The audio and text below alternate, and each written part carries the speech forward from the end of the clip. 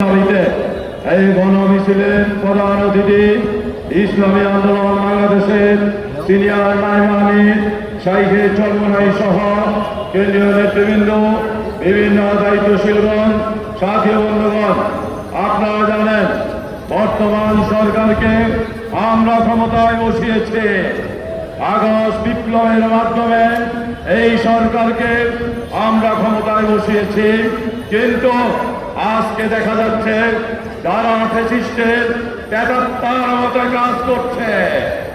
আজকে নারী কমিশনের নামে যেই কমিশন করেছে, তারা এই দেশের মুসলমান, হিন্দু, খ্রিস্টান, বৌদ্ধ সকল ধর্মের বিরুদ্ধে একটি সুপারিশ নামা পেশ করেছে। সকল ধর্মের নিজস্ব বিবাহ নীতি আছে, নিজস্ব ধর্মীয় নীতি আছে, তারা সকলকে এক করতে চায়। আমরা হুঁশিয়ার করে দিতে চাই, এটা বাংলাদেশে সম্ভব না।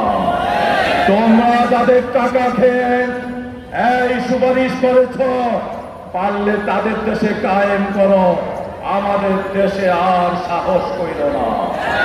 অতএব প্রতিটা ব্যক্তির ব্যাপারে বলা হয়েছে, বেশি কথা বলতে চাইলাম, সোজা সাপটা কথা, এই কমিশনকে বাতিল করতে হবে। এই কোন কমিশনের কোন দ্বারা সংস্কারের প্রয়োজন নাই, পরিপূর্ণ এই কমিশনকে বাতিল করতে হবে। ভারতে বিজেপি সরকার আছে, মোদী সরকার আছে, বাবরি মসজিদ ভেঙেছে, কাশ্মীরের স্বায়ত্ত শাসন ছিনিয়ে নেওয়া হয়েছে, সকল মুসলমানদের অধিকার ছিনিয়ে নেওয়া হচ্ছে। কোরবানির সময় পশু কোরবানি করতে দেওয়া হয় না, স্বাধীনভাবে নামাজ পড়তে দেওয়া হয় না। গত কিছুদিন আগে সকল বিরোধী দলের বিরোধিতা সত্ত্বেও মোদীর সরকার ওয়াকফ আইন পাশ করেছে। কবরস্থানের কমিটিতে নাকি হিন্দু লোক থাকবে, মসজিদ কমিটি নাকি হিন্দু লোক থাকবে, এটা বিশ্বের মুসলমান কবি মেনে নিতে পারে না। এটার কি ফলাফল হতে পারে?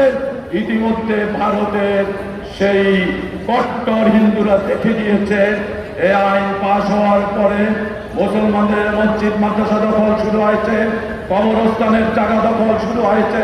অতএব বোঝা যায় এই আইন ভারতের জন্যই মারাত্মক একটি বিপদ ডেকে আনবে। অতএব মুসলিম নিধনের এই সংস্কার আইনকে বাতিল করতে হবে। আমরা ওআইসি, জাতিসংঘ সহ বিশ্ব মুসলমান এবং বিশ্ব সংস্থাগুলোকে বলতে চাই, ভারতের সংখ্যালঘুদের উপর বারবার আক্রমণ করা হচ্ছে, আমরা বিশ্বের হস্তক্ষেপ কামনা করছি। এই বলে আজকের মতো এখানেই শেষ করছি। সবাইকে ধন্যবাদ। আসসালামু আলাইকুম ওয়া রাহমাতুল্লাহি ওয়া বারাকাতুহু।